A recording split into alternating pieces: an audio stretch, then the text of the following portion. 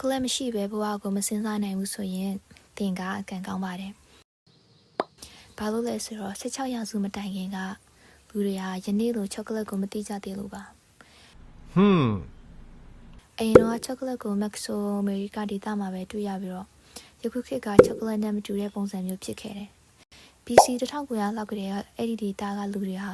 ကိုပင်ရဲ့အစိတ်ကိုကြိတ်ပြီးတော့ပြောင်းမုံငုတ်တီးတို့နဲ့ယောဂတောက်ဆရာလုပ်ခဲ့ကြတယ်။အဲ့ဒီတောက်ဆရာကချူတာမဟုတ်ပဲခါပြီးအတက်စီတဲ့အရာသာရှိတယ်။မာယာနဲ့ X-Tech လူမျိုးတွေကကိုနှက်ပြပေးတဲ့အဖိုးတန်းလက်ဆောင်လို့ယုံကြည်ကြတယ်။ X-Tech တွေကကို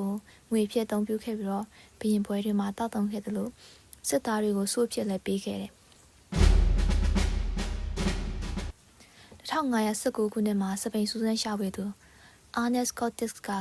X-Tech ဘရင်မော်တက်ဇူးမာကိုတွေ့ဆုံခဲ့တယ်။ဘရင်ကကိုတောက်စရာအိုး90ကိုရှူခဲ့တဲ့ထည့်ပြီးတော့အခန့်ခဲ့တယ်လို့မှတ်တမ်းမှာဖော်ပြထားတယ်။နောက်ပိုင်းမှာကိုဥရောပကိုယူသားကြတယ်။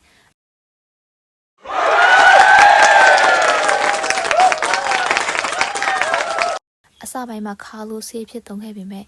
ပြားရည်တကြားနဲ့ဗနီလာကိုထည့်ပြီးတော့ချူအောင်လုပ်လိုက်တဲ့အခါမှာလူကြိုက်များလာပြီးတော့စပိန်တော်ဝင်တဲ့တွင်မှာအလွန်နာမည်ကြီးလာခဲ့တယ်။ဒါပေမဲ့ချောကလက်ကိုအများကြီးထုတ်လုပ်ဖို့အတွက်ကာရစ်ဘီယန်နဲ့အာဖရိကနီးကစိုက်ခင်တွေမှာကျုံလုပ်သားတွေကိုအသုံးပြုခဲ့ကြတယ်။1828ခုနှစ်မှာ